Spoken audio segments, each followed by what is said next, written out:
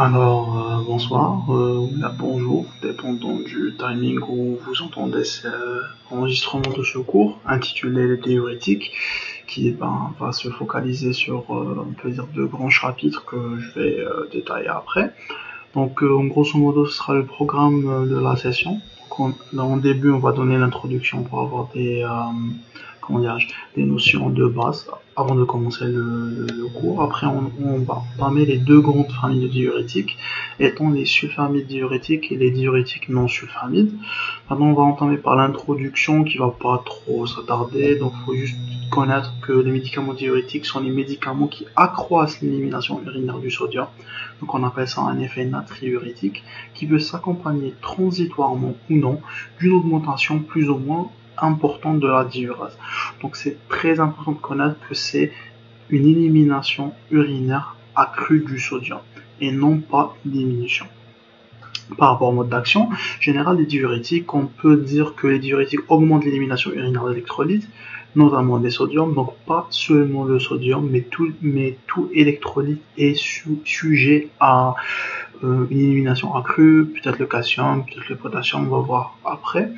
Il entraîne donc une diminution des résistances périphériques qui aura comme conséquence la baisse de la pression artérielle.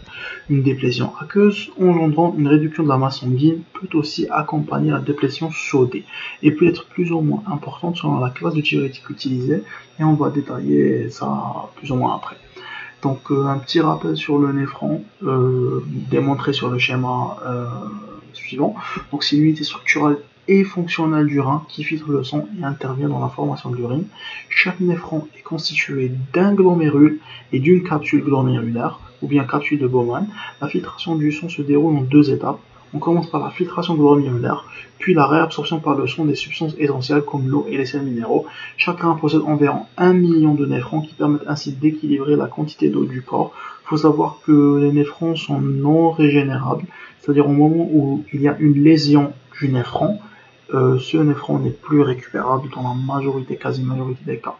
Maintenant, juste avant de passer vers le vif du sujet, voici les deux grandes familles des diurétiques qui agissent soit au niveau du tubule proximal, soit au niveau du tubule distal, soit au niveau de la anse de Henle, ou bien au niveau du tubule collecteur cortical. On a trois grandes classifications selon le lieu d'action. Donc l'inhibiteur de l'anhydrase carbonique au niveau du tubule proximal, les diurétiques de l'anse au niveau de l'anse de Henle, les thiazidiques au niveau du tube distal et les épargneurs du potassium au niveau du tubule collecteur cortical.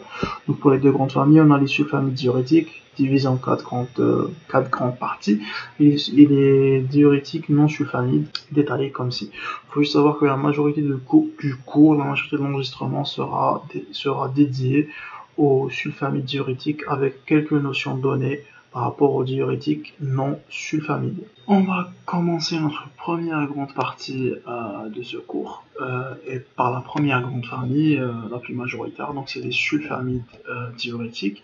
On va commencer par donner un petit historique sur cette famille, comment cette famille a eu lieu d'être. Donc ça a commencé avec la molécule dénommée la sulfanilamide qui est utilisée comme antibactérien et qui avait comme effet indésirable des acidoses métaboliques avec élimination urinaire des bicarbonates. Il a été ensuite démontré qu'elle inhibait l'anhydrase carbonique. Donc c'est ainsi que l'effet indésirable de cette molécule a été transformé en effet thérapeutique recherché dans le cadre des diurétiques. Les recherches ont d'abord été axées sur les sulfamides avec noyau hétérocyclique, comme démontré ici. L'acétazolamide était la première molécule de cette classe à être utilisée en clinique. Donc il faut retenir que la première molécule inhibitrice de l'anhydrase carbonique, c'est l'acétazolamide. Puis, après diverses recherches intéressées aux sulfanilamide ou bien aux sulfamides non hétérocycliques, on a pu avoir deux grandes molécules dénommées la monochlorophénamide et la chloraminophénamide, plus ou moins connues comme le salamide. Donc les deux sont des inhibiteurs de l'anhydrase carbonique et c'est ainsi que sont apparus, à partir des dérivés des sulfamides précités, les sulfamides thiazidiques et apparentés, donc agissant au niveau de la partie initiale du tube contourné distal, et les sulfamides sulfamoïne-benzoïques diurétiques de l'anse de Henle. Donc, juste à titre informatif, il faut savoir que la monochlorphénamide a engendré les apparentés thiazidiques et la chloraminophénamide a engendré les dérivés thiazidiques, donc comme la chlorthiazide qui agit sur la partie initiale du tube contourné distal, et les dérivés sulfamidobenzoïques comme le furosémide qui est un diurétique de Lenz. Donc la monochlorphénamide dans les apparentés thiazidiques et la chlorminophénamide dans les dérivés thiazidiques et les diurétiques de Lenz. Donc ça, c'est une information à connaître. Maintenant, pour la première grande famille, plutôt la première sous-famille de cette grande famille qui est sulfamide diurétique hétérocyclique, on a comme chef de file l'acétazolamide, détaillé ici par cette structure. Donc, c'est un inhibiteur de l'anhydrase carbonique au niveau du tube contourné proximal et non pas distal. L'anhydrase carbonique est une enzyme qui catalyse l'hydratation du gaz carbonique au niveau du rein. Donc, le CO2 plus H2O avec comme intermédiaire les bicarbonate va donner le HCO3- plus une molécule d'hydrogène. Il se produit alors un échange entre cations. Il y a internalisation du sodium et excrétion dans la lumière tubulaire du proton produit. Donc celui-là, donc par échange, il y aura une internalisation du sodium qui va rester et une excrétion du proton produit. Les H+ sont alors éliminés alors que le sodium et les bicarbonates sont réabsorbés. Donc l'inhibition de cette enzyme conduit à la réduction de production du H+ intracellulaire, ce qui entraîne un effet d'approvisionnement en ions H+ de la pompe Na+, H+, laquelle d'un côté réduit la réabsorption du Na, donc du sodium, qui dit réduire la réabsorption, veut dire augmenter l'excrétion, et réduit aussi la réabsorption des bicarbonates dont l'élimination urinaire augmente, ce qui aura pour conséquence l'augmentation de l'élimination du potassium au niveau distal, et d'un autre côté augmente la réabsorption des H+. Donc les inhibiteurs d'anhydrase carbonique d'un côté réduisent la réabsorption du sodium, mais augmentent la réabsorption du potassium et ils ont un effet inverse dans tout ce qui est sécrétion. Pour ce qui est de la relation structure-activité, on va juste survoler à peu près les nécessités. Le groupe sulfamoïde est absolument essentiel pour l'activité inhibitrice de l'anhydrase carbonique. Donc ce groupement-là, c'est impératif à 100% qu'il soit présent dans la molécule. S'il n'est pas présent, il est inhibé, il n'y a pas d'activité inhibitrice. L'atome d'azote du sulfamoïde ne doit pas être substitué en aucun cas. Cela explique pourquoi tous les sulfonamides antibactériens, à l'exception du sulfanilamide, n'ont pas d'effet diurétique. Le groupe 4 sulfamoïde doit être relié à un cycle aromatique. Donc c'est les trois grands points qu'il faut retenir par rapport à la relation structure-activité et au moins avoir une idée sur comment est structurée l'acétazolamide. Pour un dernier point par rapport à la relation structure-activité, la substitution d'un groupe méthyle sur l'un des azotes du cycle, ici, de l'acétazolamide donne du métazolamide, un inhibiteur encore plus puissant. Donc il faut juste savoir que l'acétazolamide et la métazolamide, c'est pratiquement la même structure, sauf que le métazolamide est un méthyle substitué au niveau de l'un des azotes du cycle. Maintenant pour la partie synthèse, c'est résumé en 3-4 petits slides, donc il faut juste savoir prendre des grandes lignes et non pas les détails du chez détail. Donc le doublé non-ion de l'azote de l'hydrazine, donc celui-là, carbothiamide, attaque le carbone déficitaire en électrons au niveau du sulfure de carbone. C'est une réaction d'addition. On va littéralement greffer une molécule au sein de l'hydrazine. Et puisqu'on va observer la réduction de la double liaison CS, donc carbone-sulfure, le produit obtenu se trouve en équilibre entre deux formes tautomères, par prototropie, c'est-à-dire par déplacement intramoléculaire d'hydrogène.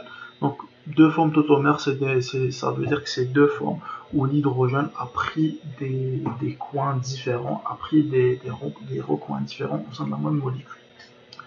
Maintenant, pour la prochaine partie de la synthèse, l'une de ces formes va donner un hétérocycle thiadiazole par cyclisation par réaction de substitution nucléophile intramoléculaire. Donc, on aura d'abord une réaction d'addition suivie par une réaction de cyclisation, qui est plus ou moins connue comme, dans ce cadre-là, connue comme une substitution nucléophile intramoléculaire au sein de la même molécule, qui induit aussi le départ de la molécule de H2S. Le produit obtenu, donc celui-là, va subir une réaction d'acétylation sur la fonction amide, où on observera la substitution d'un hydrogène par un groupe CH3CO avec apparition d'un amide dans le produit de la réaction. Ce dernier subit alors une oxydation sur le groupe SH et donnera un acide sulfonique. L'acide sulfonique taille après. Donc, on aura fait le début une réaction d'addition, suivie d'une réaction de substitution nucléophile intramoléculaire, qui est plus ou moins une cyclisation, et une réaction d'acétylation. Enfin, les deux dernières étapes, c'est des étapes assez directes. Donc la chloration à froid, non pas à chaud. Cette dernière fonction est importante puisqu'elle permettra d'introduire un chlore qui est un meilleur groupe partant que l'hydroxyde. Il s'agit également d'une réaction de substitution. Enfin, une attaque nucléophile par le NH3 permettra de faire apparaître le groupe sulfonamide après le départ du chlore nucléophile. Donc, le début, on a une réaction d'addition, suivie d'une réaction de substitution nucléophile intramoléculaire, suivie d'une acétylation, suivie d'une chloration, et enfin, une attaque nucléophile dans cet ordre-là. On va enchaîner avec le groupe des benzènes disulfamoyl, avec comme chef de file le chloraminophénamide, plus ou moins connu comme le salamide, ayant une structure assez distinctive avec deux disulfamoyl, un NH2 et un chlore. Alors pour la relation structure-activité, il faut savoir dans la partie R1, celle-là, l'activité est maximale avec un groupe électroattracteur en ortho du SO2NH2, comme le chlore, le brome, le CF3 ou le NO2. Le R2, cette partie-là, la présence d'un groupe amino est responsable d'une activité salide-diurétique et d'une réduction de l'activité inhibitrice sur l'anhydrase carbonique. Donc ça augmente la diurèse, ça augmente la salide-diurèse, mais ça diminue l'inhibition. Pour ce qui est du groupe SO2NH2 non substitué porté par un cycle aromatique, c'est primordial quicono, alors que le remplacement de ce groupe, spécifiquement bien ce groupe-là, par un groupe carbonyl, carbamoyl, entraîne l'augmentation de l'effet diurétique et la diminution de l'inhibition de l'anhydrase carbonique. Donc ça augmente la diurèse, mais ça diminue l'inhibition. Ça, c'est pour ce qui est de la relation structure-activité. Maintenant, pour les composés thiazidiques ou benzothiadiazide et apparentés, on a comme chef de file le chlorothiazide, qui est obtenu par une réaction entre un groupe carbamoyl, est obtenu suite à une réaction d'addition-élimination d'une molécule d'eau, et donc une substitution entre l'amine donneur par son doublé non-liant et le carboncite accepteur car porteur d'une charge partielle positive, ce qui induit la synthèse de ce groupement-là. Maintenant, pour ce qui est de la relation structure-activité, le sulfamoyl non substitué est indispensable. La saturation de la liaison 3,4 donne une molécule beaucoup plus active qui est l'hydrochlorothiazide.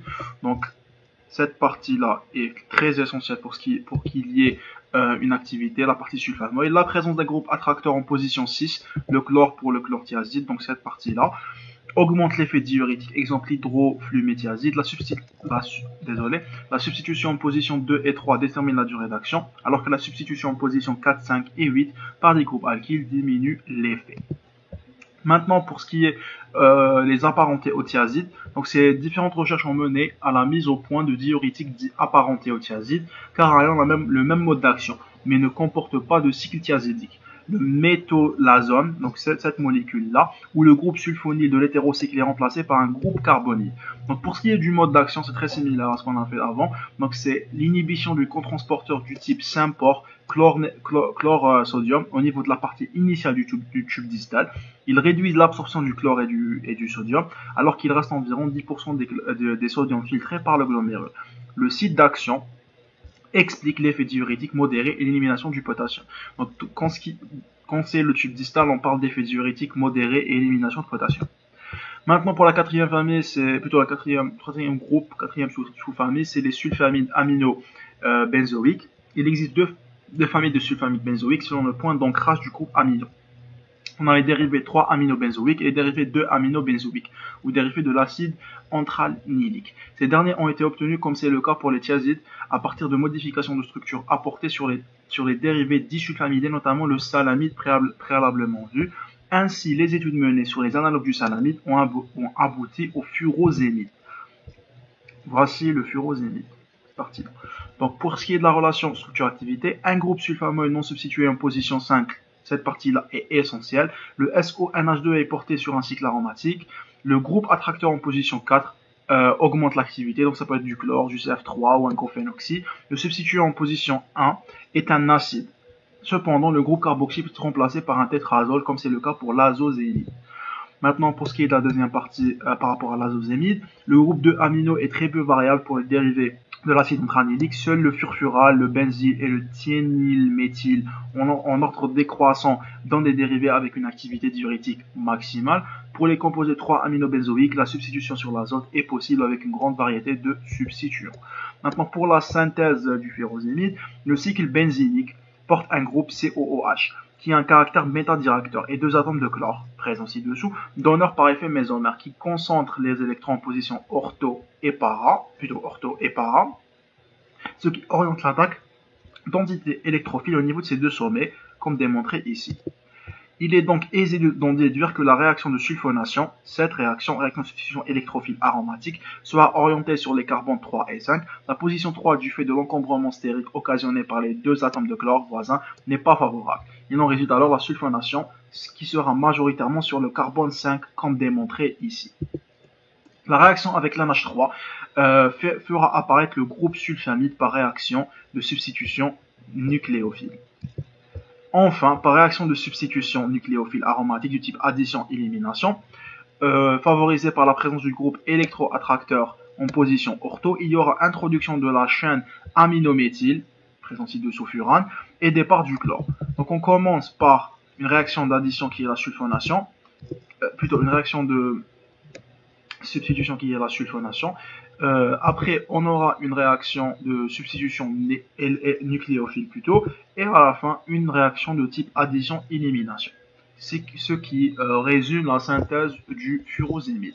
Pour ce qui est du mode d'action, c'est très simple. Il agit au niveau de la branche ascendante de l'anse de Henle, où il inhibe le cotransporteur de type Symport Na plus K plus 2Cl-. Il diminue la réabsorption du sodium, du potassium et du chlorure, dont l'élimination urinaire augmente. Maintenant, pour la dernière grande famille des diurétiques, c'est les non-sulfamides diurétiques. On va commencer par justement expliquer le mode d'action. Donc les organomercuriels, auparavant, furent utilisés pour la propriété antisyphilitique et c'est ainsi que fut découvert son activité diurétique. Il fut alors à l'origine de l'intense effort de recherche qui aboutit à l'exploitation du merzalil, qui est le premier, plus ou moins, dérivé de l'acide phénoxyacétique connu, utilisé couramment. Donc il s'agit de diurétique de grande efficacité qui agissent au niveau de la branche ascendante de Henle, donc on précise ascendante de Henle, mais en raison de leur toxicité, de leur administration par voie parentérale stricte et de contre-indications restreignant leur usage, ils ont été abandonnés en faveur des diurétiques modernes. Donc ils sont abandonnés, ils sont plus utilisés. Le remplacement de la copule mercurique, dont c'est dérivé de l'acide phénoxyacétique, ont abouti à la découverte de l'acide étacrinique démontré ci-dessous, ayant un intérêt considérable du fait de son activité salidiurétique et uricosurique. Pour ce qui est de la synthèse, c'est 4 réactions de synthèse d'éther, suivies par une addition, suivie par la réaction de Mannich, et enfin une bêta-élimination. Donc ça résume la synthèse de la molécule, si auparavant démontré, des dérivés de l'acide phénoxyacétique. Il faut juste savoir, on commence par une synthèse d'éther qui est une addition dans ce cadre-là, après une autre réaction d'addition, suivie par une réaction de Mannich, suivi par une bêta-élimination. Ça résume le processus de synthèse en totalité. Maintenant, pour ce qui est de la deuxième famille des non-sulfamides, on a ce qu'on appelle les polyols. Donc, ce sont des diurétiques osmotiques. Vraiment, dans ce cadre-là, il n'y a pas beaucoup de choses à dire. Le mannitol, le sorbitol et l'isosorbite, c'est les principaux polyols utilisés dans le cadre des diurétiques. Donc, il n'y a vraiment aucune chose à ajouter à part ces molécules-là et le fait que c'est des diurétiques osmotiques. En troisième position, on a les diurétiques d'épargne potassique ou les diurétiques épargneurs de potassium ou bien les diurétiques anticaliurétiques. Ils agissent au niveau de la partie terminale du tube contourné distal et de la portion initiale du tube collecteur. Ils sont faiblement natriurétiques et inhibent la sécrétion du potassium. C'est pour ça qu'on dit épargneur potassique. On commence par les anti-aldostérones qui s'opposent à l'effet de l'aldostérone en entraînant en compétition au niveau de son récepteur spécifique intracellulaire, ce dernier est exprimé au niveau de la partie terminale du tube contourné distal du rein et du tube collecteur et régule directement l'expression des gènes codants pour la pompe sodium-potassium.